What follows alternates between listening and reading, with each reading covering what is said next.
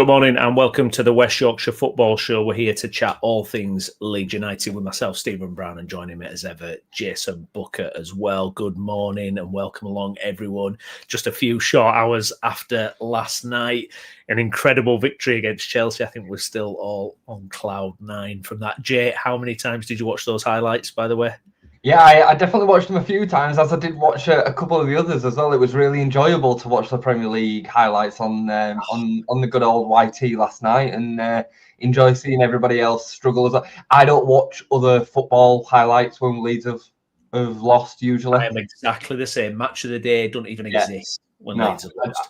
Yeah, I'm exactly the same. So, given that we've lost 16-7, I've not seen much yet. Yeah, I've not watched much recently. So, it was nice.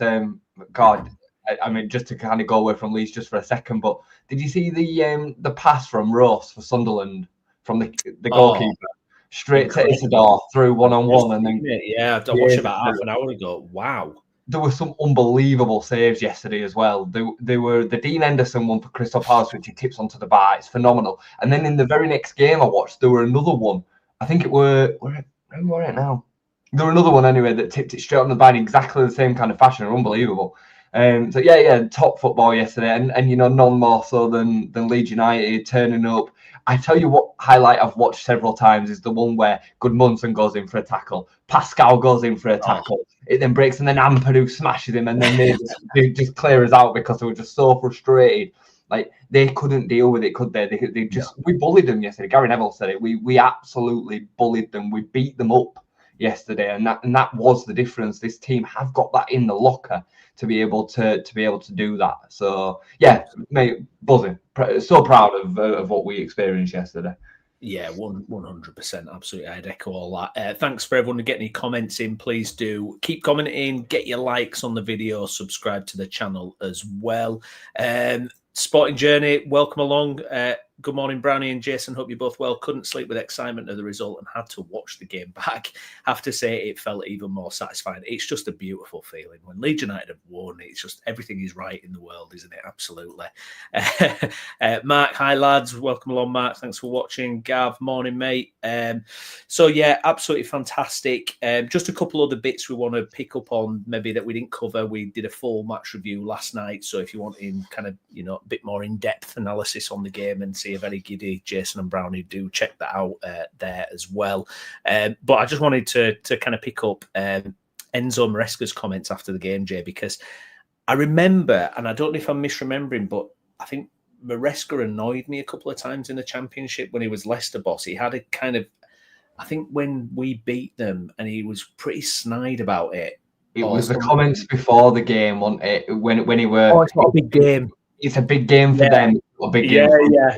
That's where the kind of bitterness with him came from, I think. Yeah. So his card was always marked, but I've got to say, last night he couldn't say anything other than they were the better than us in every aspect, deserved to win. Nothing we can take from this game. All we can do is try to understand the mistakes we've done, and it was kind of refreshing to see, because sometimes managers will put a spin on it. You know, he's managing a club that have spent a lot of money, big ambitions, but he had to hold his hands up, Jay, and say they were far and away the second team. And that's, you know, I'm delighted for Farke as well, because, you know, that's someone he's going up against. Yes, it's the players on the pitch, but it's also a battle in the dugout as well.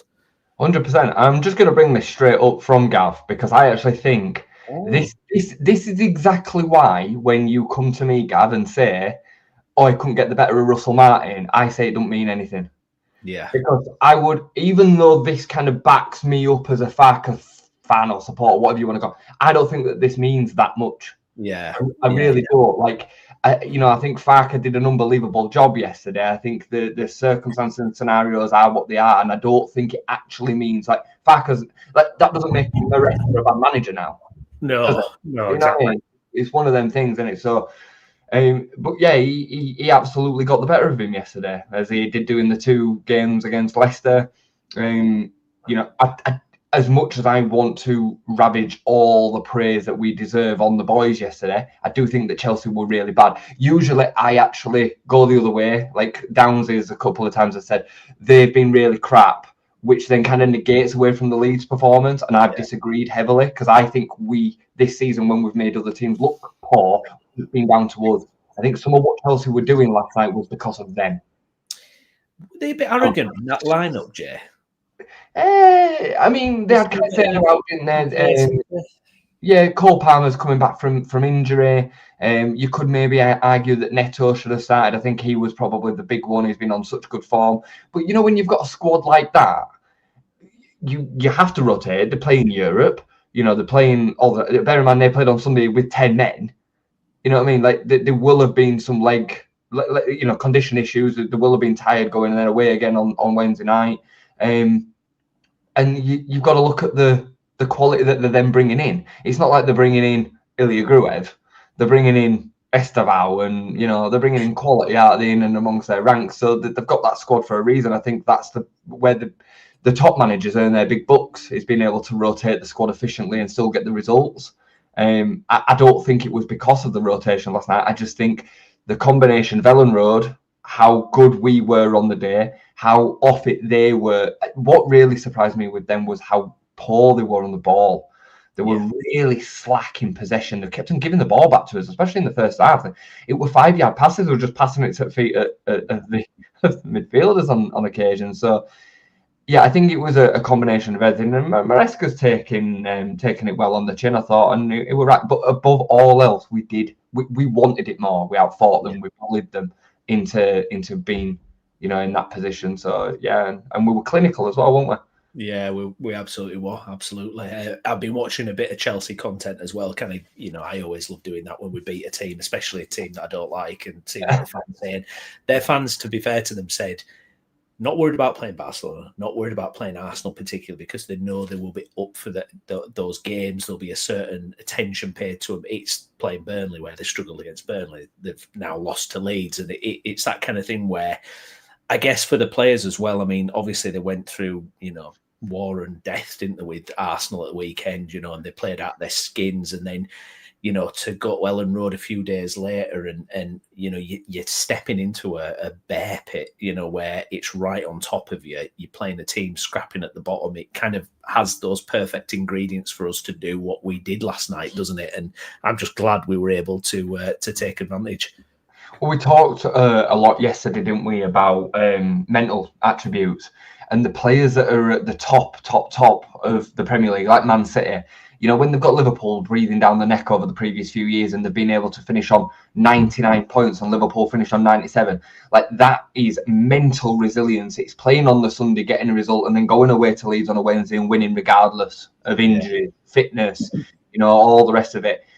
Lack of attention, concentration. That Chelsea squad's still really young, and they are going to be guilty at times of switching off and taking things for granted, arrogance, whatever you kind of want to call it, overconfidence, and that will then show up in teams that are not ready to then yet win the Premier League, regardless of the quality that they've got. You could argue that Chelsea have got more quality on the pitch than maybe even Arsenal. I think Arsenal right now have got they're built way more than just the quality.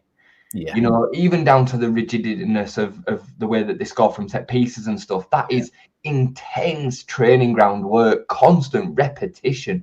Do it again until it perfects. And, a lot of people don't like Arteta. You can't argue with the fact that he is a bit of a perfectionist. You can see that he's absolutely drilled what he's got in there now. So, and that'll come with time for that Chelsea team. The smartest thing that they can do is keep on sticking behind Maresca and keep on building in the way that they are. Because in 2 or 3 years' time, some of them players that they've got within them ranks are going to be unstoppable. They've got a problem at the back for me. When Reece James is out at the side, they look completely different.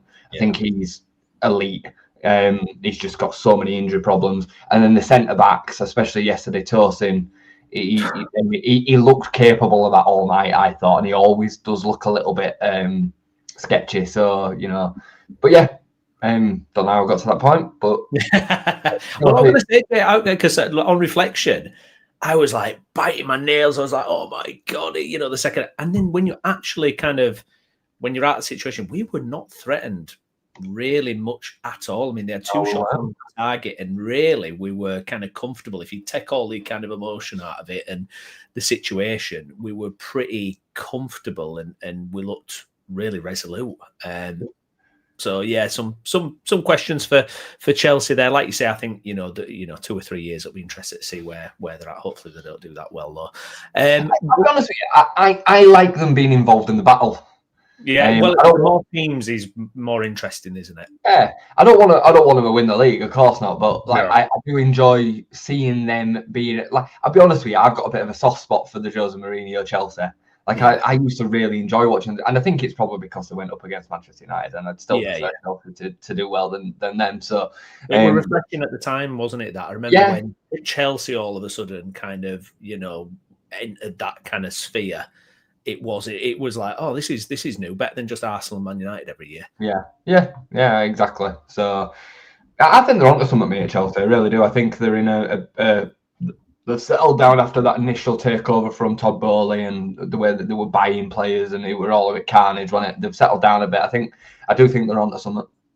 Yeah, indeed. Now a stat that did pop up pre-game, and I thought it's definitely worth mentioning because he's been probably the performer of the season so far. Joe Rodon became the first outfield Leeds United player to appear in 100 consecutive league/playoff matches in a row since Norman Hunter between 1962 and 1965. I mean, Jay, you're talking about 50-60 year record there.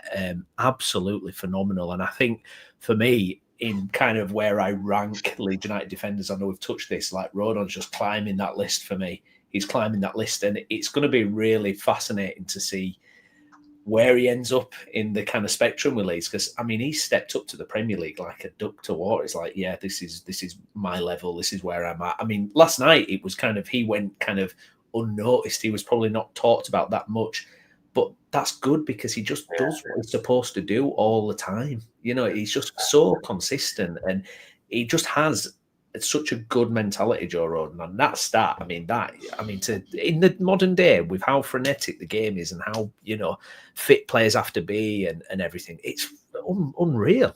That's every game since Southampton away, and we all remember that game. Do you remember? About 5 games. You put it back in, fuck. He sat on the bench and Cooper played, and we got destroyed, and we were awful. I remember it as clear as anything, and he's played every game since then. You could argue that Joe Rodon is our best value for money signing. He's definitely in the top 3 since we were last in the Premier League in 2002. I would argue that the only better value for money signing is Rafinha. I would literally argue that. I think 10 million, 12 million, or whatever it was. I know Tanaka for 3 million could maybe be thrown into the question as well. But in terms of the output on the pitch on such a consistent basis, the guy is a legit. I mean, last season he looked every bit of Premier League player. We both thought that he'd step up to the Premier League really, really well. He's got the pace of a proper Premier League centre back. I think that's one of his most underrated attributes. He's so fast. He reads a game really well. He's good in the air. He's a better ball player than people give him credit for as well. I actually think he's the better of the two when him and Stroke have been playing. I think he's the more accurate, the more with intention. I mean, there were times last night we were playing at right wing because of the way that the formation was going. It was like bombing down the right-hand side. And yeah, he's class, mate. I love it. He doesn't make mistakes. Very, very rare. That is like, in a defender, that is like priceless. You've just got that faith, haven't you? When he's on the ball, he's not going to mess it up. He's not going to lose the ball. He's not going to do what Tosin did last night. He's just on it all the time. It's funny because he's a bit like Liam Cooper without the calamity. Liam Cooper was an exceptionally good centre back, but he would often have them banana moments that you're talking about, and we all know what I'm talking about. He would have them calamitous moments, but when he was defending well, it looked really good. He's got all of that, and I'd say he's faster than Cooper as well. He's quicker over the ground than Cooper was. So yeah, he's more he's more like that than Ben White. But I mean, in terms of like falling in love with a lone player, Ben White was like the darling, wasn't he? Like we loved him, and Joe Rodon kind of replaced him perfectly. He's the best centre back that we've had since Ben White. He's without a doubt the best centre back that we've had since Ben White. Yeah, absolutely. And last time we were in the Premier League, if we'd have had someone like him on the form that he is, it would have helped, no doubt at all. Oh, can you imagine him in the season that we went down? Just how much this version of him, obviously not the version that he might have been then, but the version that we've got of him now. And I mean, again, where's the where's the credit to Daniel Farke? Are we just going to say that this is all down to the player? Like, he had a mishmash career up till that point, hadn't he, Jay? I mean, he gets the move to Spurs, doesn't break through there, goes off to play for Reims in France, and then kind of comes back, and it's like a kind of, he was probably about 26 at that point, and it's like, okay, what happens next? Yeah. And you're absolutely bang on. He goes into a team, a lot of pressure, and I think Farke has kind of given him this role, this identity that, he's clearly a leader on and off the pitch. And I think you're absolutely bang on. I think Farke has to take some credit for that as well. 100%. I mean, with just too quick as a generalization here, I'm talking, to just kind of skirt over that and just go, he's a good player. That's it. There's no coaching or management attached to what's happened with him. Like you say, it was a bit all over the place when he came to Leeds, and Farke's got the absolute maximum out of him. Ethan Ampadu's, I think, a similar kind of position to that as well, and amongst others. We saw what we got out of Junior Firpo as an example. That could have been a little bit more to do with the level and the injuries, sure, but he still got a lot out of him. Manor Solomon, Jaden Bogle, I think, is a different player under him than what I'd heard of from before. There's several. Archie Gray came through, what he did with Somerville, Rutter, he got firing when, I agree completely. And I mean, as Gav says here, played all the Wales games in that as well. I mean, Jesus. Absolutely. Some given the way that he plays, he's never injured. He just never gets injured. It's mad, isn't it? Yeah, please. Yeah, I mean, that's, with this kind of new formation or whatever it does, you do worry about a couple of people if they end up going out. You can't play this formation without them three. No, you can't. You can't. With what this squad's got, you can't. You cannot. No, I cannot. It's one of them. We can't. I'm telling you, Daniel Farke will 100% revert back to the 4-2-3-1 or the 4-3-3 if any of them three get injured. Yeah, 100%. Yeah, absolutely. Something else that happened at halftime last night. Howard Wilkinson, former Leeds manager, is being inducted into the National Football Hall of Fame. So there was a little kind of honorary celebration that went on for him at halftime last night. It feels like, Wilco's finally kind of getting his credit and his dues for what he achieved. He did make a comment as well, which I thought was nice. And he said football's kind of given him everything in his life.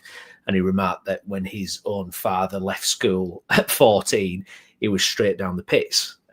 Whereas, Howard Wilkinson's had this unbelievable kind of career in football, and it kind of brings it home, doesn't it? What someone like him has achieved, the background he's come from. And it's just nice to see him get the kind of adulation, really, because he's kind of a little bit of a forgotten man, I think, especially kind of in the wider perspective of things. I mean, don't forget, this is the last football manager who won the top flight in England. If it had just been a year later and he had a Premier League title, I think it would have been a little bit maybe more renowned or more kind of looked at. But because it was just outside that Premier League bubble, it's kind of been forgotten a bit. But nice to see him finally get his dues, Jay.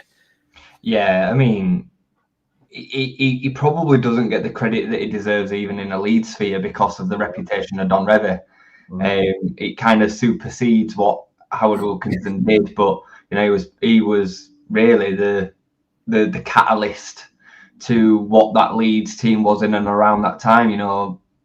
Promotion, season of establishment, and then winning the league. I think that was right, wasn't it?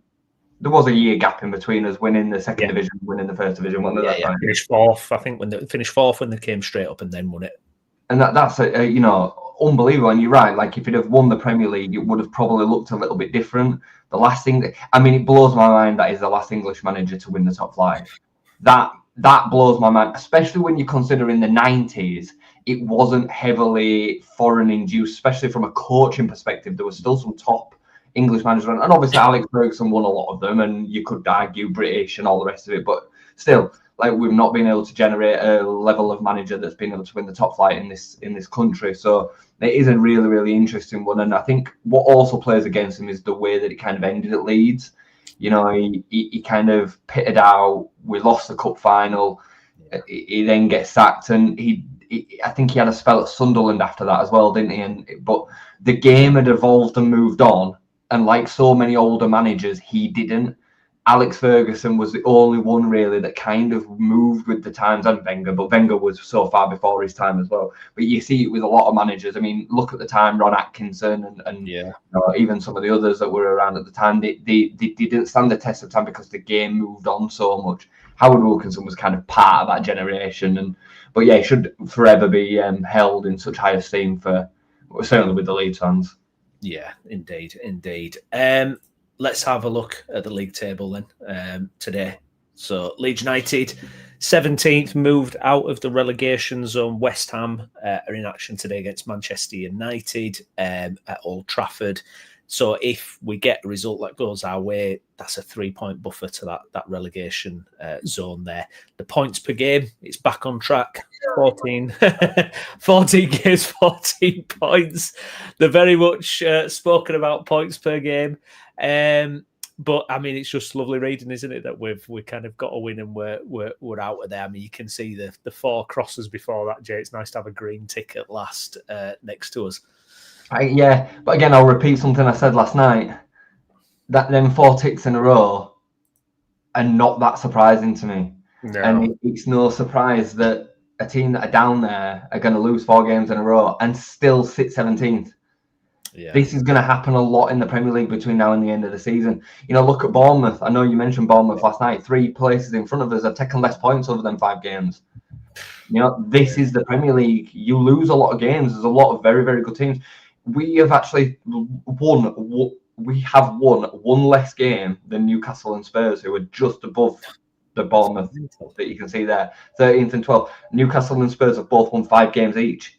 It's not easy to win games in the Premier League, guys. This is the facts. So you're going to lose a lot, and we need to obviously then win games that we maybe didn't expect to, like we did last night, especially at home. But again, I'm going to reiterate is why it's so important that we are all over it at Ellen Road. We made the difference last night. I really believe that. And right now we're on course to finish in 17th. Yeah. And I'm taking it before a ball kick. All day. Yeah. So just on that league table as well, I mean, yeah. I imagine being in Wolves' position right now. I mean, Jesus Christ, like, I don't know. Burnley is starting to get Scott Parker. They're melting away a little bit, and West Ham have had a turnaround and still find themselves 18th. They've had this injection of this new manager, like everybody so desperately wanted.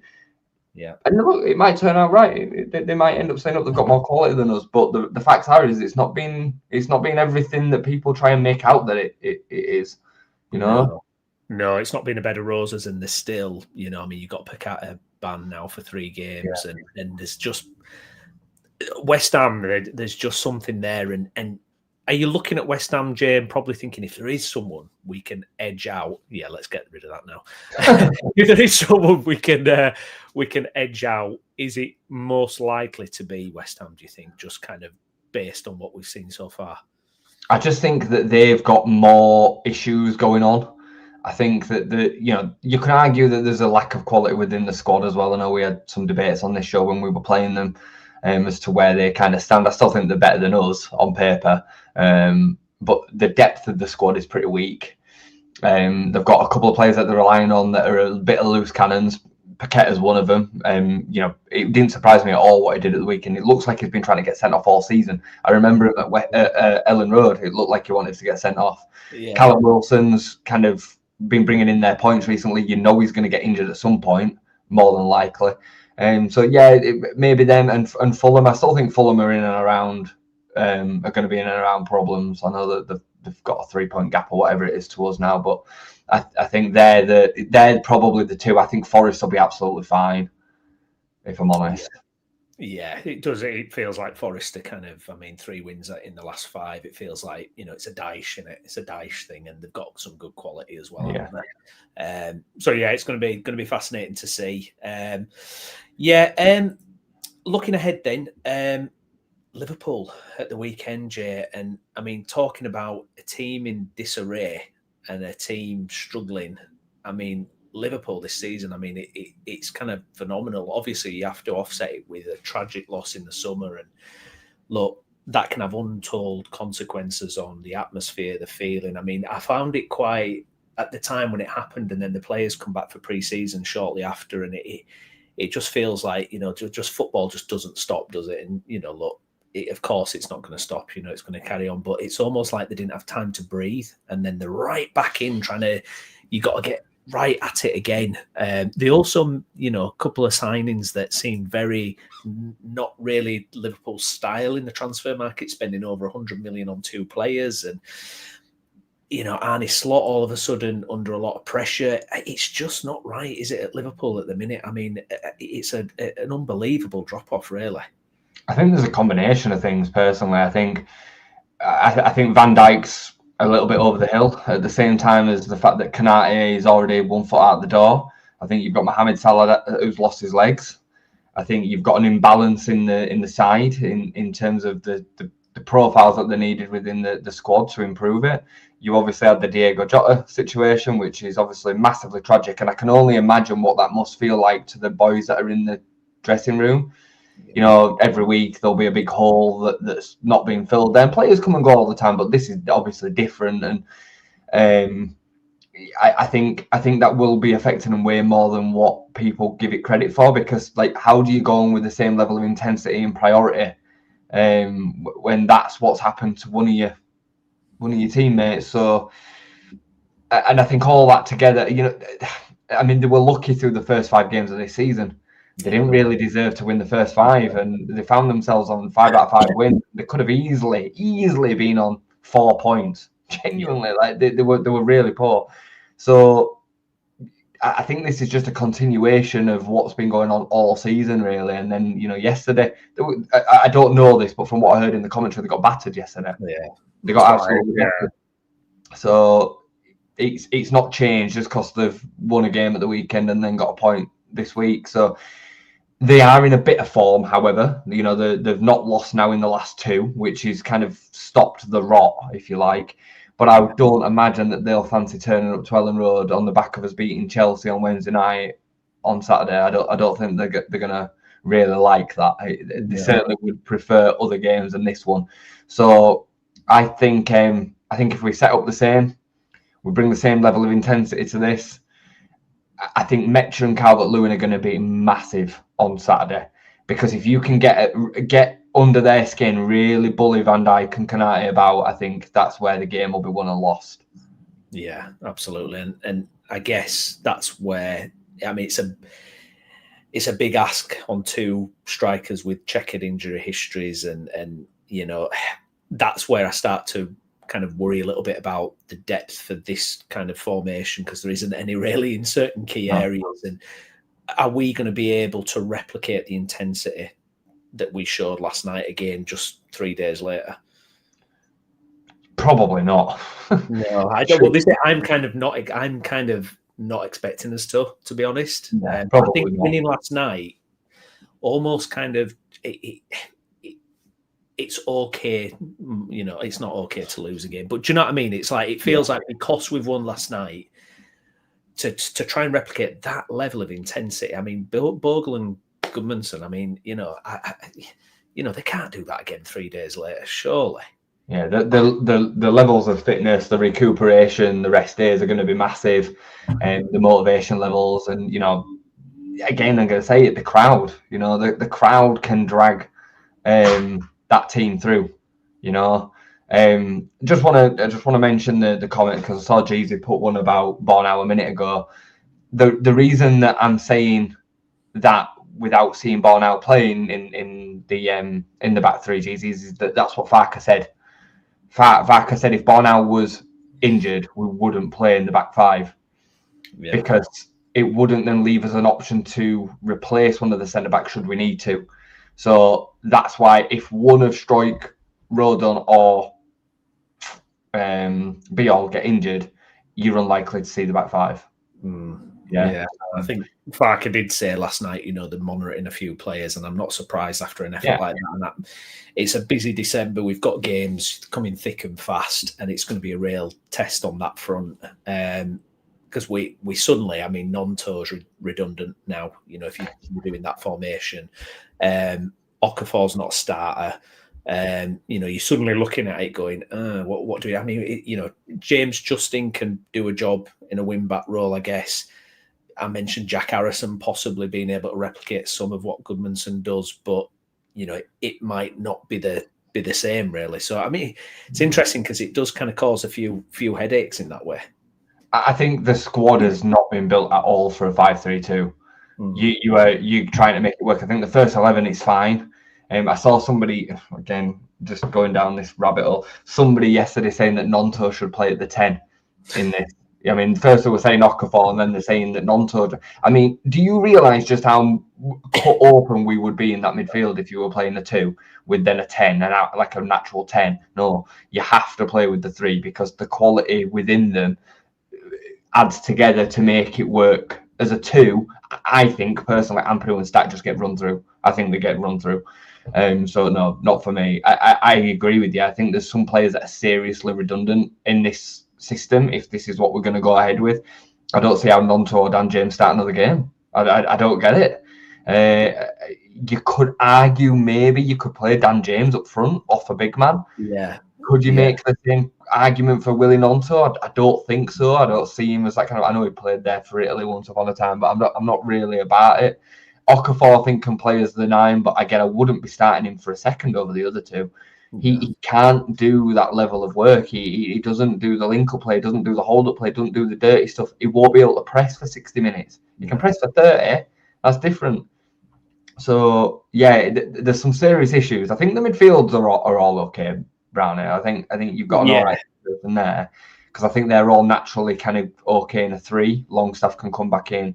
Gruev can play there, but yeah, I won't be so sure in certain areas. Left back, striker, and then what do you do with the surplus players? Well, I was going to say, I mean, going into a January transfer window, do you? I don't know. I mean, I don't know how these things work, but is there a world in which, Nonto especially, if you get a semi-decent offer, do you just do it? Because bless him, I just don't think it's going to be the answer. But then it's how much do you commit to this 3-5-2?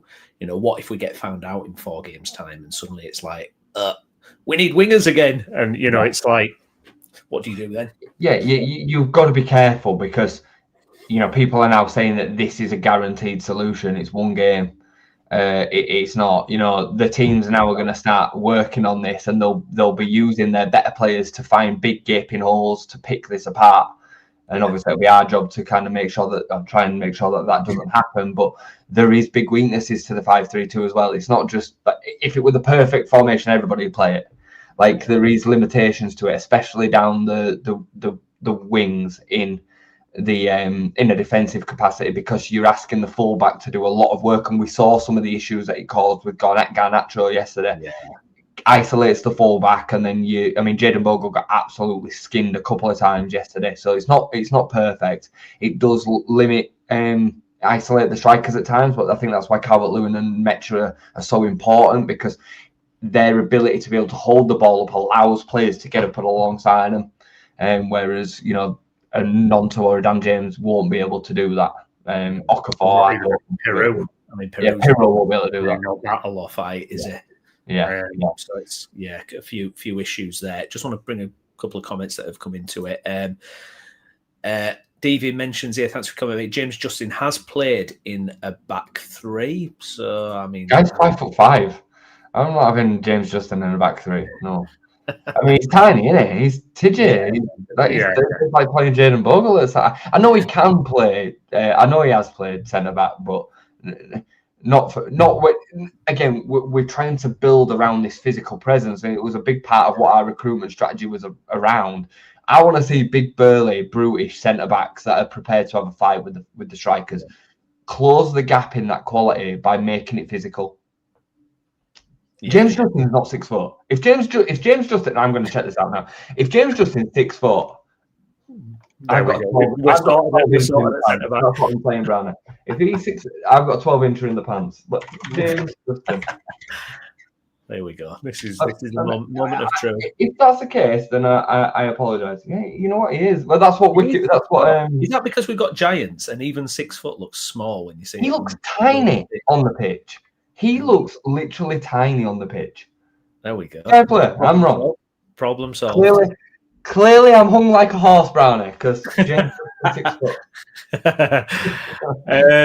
Want to bring this one here, Okafor on at 60 when defenders are tiring. Now, I want to actually give a shout out to Okafor as well, because when I've kind of grown a little bit frustrated with Okafor when he's huffing and puffing after about 30 minutes in a game, I'm just, and he does this kind of thing where he would like attempt to beat a man, but it's a bit half-hearted. I've got to say, he really chased things down. Obviously, causes the third goal, and I just want to say, for me, if you're playing this, that is Okafor's role. Come on, he's got pace, he's got trickery. He's not someone you want to be facing, is it? As a tiring defender in the 70th minute, you don't want to see Okafor, who's built like a 100-meter sprinter, coming on at you. So that for me that's kind of a nice little thing that we can go to, and for me that's his role going forward. He showed great attitude yesterday. I thought his attitude was excellent. And that's all you can ask for, and he needs to earn his place within this team because he's lost his place within the team. I would argue one of the reasons why we've had to go to this 5-3-2 was because of how ineffective he was on the wing. Yeah. Him and James and Aronson and it's part of the problem of why we've been so lackluster, is that there's been nothing coming from them areas of the pitch. So he's got to now earn his place back in the team. And you're right, like he really, really did put a shift in yesterday. Really good work to earn that opportunity to cause the problem that led to the third goal. And he has, I'm not going to rewrite the narrative. He has got the X factor that the rest of the team don't have. He has got that element of quality. He's capable of beating players. I think probably only him and Gabby are capable of actually beating players. Maybe Jayden Bogle as well. Yeah. There's not really a lot of technical, real skillful players that are able to go past a player at pace, and Okafor can do that. So, but I just wouldn't be starting him in it yet. There's not for me. What you mentioned Calvert-Lewin together, it works really well. Yeah, 100%. I think it's another little tip of the hat to Farke as well, because it must be really hard. I don't know what your opinion on this is, but kind of managing players' morale across a squad, and someone like Okafor probably came in. I don't know what his expectations were, but he's got a bit of a reputation. He's fallen out with a Swiss manager. There's a little bit of a kind of disruptive kind of reputation there, but he looks bang up for it. He looks, he came on last night and he looks absolutely bang up for it. I think Farke is, I get the feeling, a really good man manager. Now, some might argue, they might point to like Jed Spence, for example. I personally think Jed Spence has a side to him where he is an absolute knob. This thing that he does on Instagram where it's like you're in the Jed Spence penitentiary, and he did it to his own player, to his own teammate, Johnson, when England play Wales. It's like, I'm like, for God's sake. And then when he didn't acknowledge Frank, when Frank were trying to get him, so he has got that side to him. He's got history as well, hasn't he?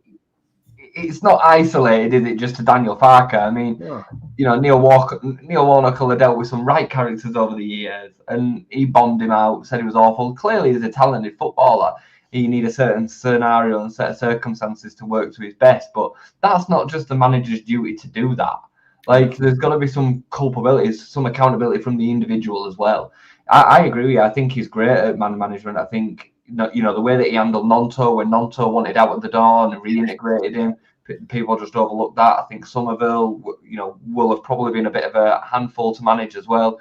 I think he managed Archie Gray really well, Jorginho Rutter's kind of development and situation really, really well. I think he's brought the best out of people. People forget that Joe Perreault's so young still, and brought him into the situation and got him scoring on a regular basis in the Championship at the top level. Among countless others, there's loads of situations and circumstances where he's kept players happy and motivated and then produced on the pitch. I'd argue that the situation with Darlow and Meslier last year, people don't want to wear it, but I actually think he got it right. Yeah. Maybe did he wait a couple of games too long? Maybe, fine, whatever, right? But there's so much more attached to dropping a goalkeeper than just take him out, put him in. it's not just as simple as that. Especially for a keeper like Caldalo that spent 3 years not playing a game and just filling in and playing in the cup. And we've all seen his limitations then since as well. He tried to handle it in the best way possible until it got to the point where he had no other alternative than to say to Willan, I'm really sorry. Like, this has gone beyond. I've backed you as much as I can. And the players around will respect that more as well. You know, if the number one doesn't change very often, right? If the first time there's a problem, the manager just goes, you're out, you're in. Yeah, what does that say to everybody else? I can't make a mistake. You know, mentally, that puts you in actually more stress. You know, so I think he's a good manager, me personally. I really do. Yeah, I think it's one of them things. I personally think Pat Bamford's been a bit naughty this summer with a couple of interviews and a couple of quotes that he's given as well. I think he knows what he's doing. He knows what he's doing. I mean, I would even go back to when he was still had a contract with us. He did an interview with an American station, and you know, he kind of went round the circles almost like purposely not to give any kind of credence or credit to Farke at all, you know. And then he had comments about Joffrey not being picked, even though he was the best trainer, and not understanding it and all that. So a couple of naughty things. And look, he's got every right to be honest about the situation, how he feels and things, but you know, and this idea that he was fit for 30 odd games, it's like, mate, we've seen your injury record for 4 or 5 years. I mean, you know, pull the other one. Pat Bamford knows exactly what he's doing because he knows exactly what the Leeds fans are like. We're a bit soft and a bit gullible at times, and we'll buy into this kind of stuff, and the haters will absolutely jump all over it because it's an easy excuse to. But we know, we saw, you know, I'm not gonna I were a big Pat fan. I defended him to the absolute moon and back in the Bielsa days, you know, right the way through until the injuries really started taking over. But from Premier League season 2 to the end of Pat Bamford's time, he did not trust his body. It took him a long time to get back. Me and you sat on countless streams saying we're watching a broken, dead version of Patrick Bamford. Last season, especially in the second half, after January onwards, he played a really big part. He played a really big part off the bench. He played a role. I remember the Middlesbrough game as an example. He was absolutely fantastic. He was excellent when he came off the bench that day. Really helped us win the game. But Joe Perreault was the number one striker in the division. He scored all the goals. He was the man. You're not getting in front of that. You know, Pat has done an unbelievable job for Leeds United. But let's not just pretend that you didn't get in because Daniel Farke didn't like you. You got in because you were a bit washed. You were struggling with your body. You were injured. Sure, maybe you were more available last season to actually start games, but you were behind the best striker in the division. So shut up. Exactly, absolutely. And you know, this job to terminate his contract to get rid of him. Nobody wanted to touch Pat Bamford. Let's be honest. He's only got a contract till January. Exactly. He's got a 1-month deal at the bottom end of the championship. Let's behave ourselves. Let's not rewrite the narrative just because it suits. You know, Calvert-Lewin right now at the stage of his career is miles ahead of Patrick Bamford. And this narrative with regards to Joffrey being the best trainer under that, Joffrey didn't play under any of the managers, not regularly. Bielsa, Marsh, Gracia, Allardyce. He played a substitute impact role and did it well on occasions. You know, what we're talking, 5 occasions tops that Joffrey really influenced games, and some of it will have been the club letting him down. But bear in mind how often Joe Gellhart got injured. Joe Gellhart was notorious. He'd earn a spot, he'd get injured, he'd be out for 4 weeks. Well, it's like Glenn says here. I remember Pat getting injured celebrating a goal on his comeback from Brentford at home. I remember that. Brentford at home. Yeah, I remember. I mean, that just sums it up, doesn't it? Just use this opportunity. I know I don't want to go on too long today. I know you've got on a time limit, but do we bring Joffrey back? Because I've been dead against it. I've been really, really dead against it. We mentioned it in one of the shows the other day, and I've been like, no, look, he's found his level. He's at the championship. He's getting consistency, right? But now we're starting to see him score on a regular basis, right? And if we went out and signed the top scorer in the championship in January, we'd all be buzzing. We'd be buzzing. So what do we do with him? Because he's got a year left on his deal after this one. Yeah. And the problem is he's not going to sign another contract, but you wouldn't have thought if he's not going to get an opportunity at Leeds. So, I mean, just in Gaz comment about maybe, but who's going to buy him? And what are you going to get him for? And bear in mind the amount of money that he's on. He's on a big wage at Leeds, which causes a bit of a problem. I just think we're in a bit of a situation with Joffrey where it might be smart to bring him back, because we look at the bench at the moment and we're saying where are the options and the different opportunities coming from, and who can do this and who can do that. Gellert would actually probably bring us more than what we've got on the bench right now. It'd give us a seriously good option. And if you're playing the two up top as well, he can be that kind of that thinker. It makes more sense now because he's not a winger, and he's not an out-and-out one-man up front striker kind of situation. So it would make more sense. I mean, look, the thing with Gellert is I've always been kind of excited about his potential, and there were times when I thought he should have got more game time than what he got. But like you say, it's been manager after manager, season after season, where he's not had the opportunity. My feeling was, look, if we end up going back to the Championship, do you make him your main man almost? Do you kind of build around someone like you say who's top scorer in the Championship? Then does he become? I don't know. Pulling him into a Premier League squad, I don't see any point bringing him back for small little cameos and that kind of thing. I mean, Joe Peru's there, and Peru's getting Charrett minutes. You know what I mean? Yeah. Is he really going to usurp? Peru? I'm not too sure. Sure. So it depends. But I hear you, and I'm glad he's doing well. I'm glad he's finally found a hope. What about a world in which you sell Peru for 20 million, and you then bring Joffrey back? I just think that we're in a bit of a. I've been dead against it. Really dead against it. But the more the goals I see him scoring, the way that I see him influencing games, and I think, he's now carrying Hull to a top 6 position in the Championship. We'd be dead excited if we were signing a young English lad from the Championship that we're tearing it up, and we've actually got him on the books.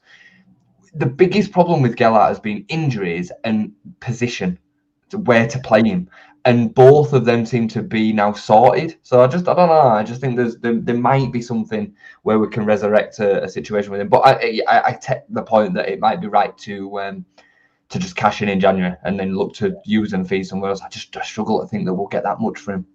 Yeah, I know what you mean. Brilliant. So just before we wrap up then, Jay, Liverpool on Saturday. Do you think we can replicate the last night's result, or how do you see it going? It's so close to the Chelsea game and the legs and all the rest of it, but they played on the same night as well. They're still not in great form coming to Ellen Road. We've got to make it hostile again and really go at them. I would take a point. If I'm honest, I'd take a point right now and just get a succession of continuity, no losing a game again. I'd take that now and just move on to the next one. 15 from 15, all the points per game bus. Come on, Daniel Parker kind of stuff. But I think the biggest thing that came from last night is that we've now just got to get behind this. He's not going to get sacked after Liverpool now, in my opinion. We've seen enough regardless of what the result is. I'd be shocked. I'd be really shocked. And then we've got some really, really winnable games. And, we're winning games now that you would consider not winnable. So let's just get behind it. We've seen a manager that notoriously has been told, people told me that it doesn't change. Well, he has changed. So yeah, 100%. Yeah, 3-5-2. Come on, here we go. I think we can get something, mate. I'm going to say 1-1. Yeah, I mean, I'm looking at that Brentford game away, and I'm looking at that game going, give us a performance away from home, Leeds. Give us give us an away performance. Let's go and do them. Let's be aggressive, and let's that's what I'm looking at. But I agree. I would snap your hand off for a point now for Saturday, because I think it'll be hard for us to replicate what we did against Chelsea. I just think 3 days later after an absolute war like that, I'm not sure we can do it. But who knows? You never know. Good stuff. Well, thank you everyone who's got involved in the chat. Really appreciate all your comments. If you've not done it already, if you wouldn't mind just smashing a like on the video and get subscribed to the channel as well. Myself and Jason, we will be back. Thank you very much for watching. Jason, thank you, mate. Thank you, mate. And we'll see you again soon. Thanks for watching. Bye-bye.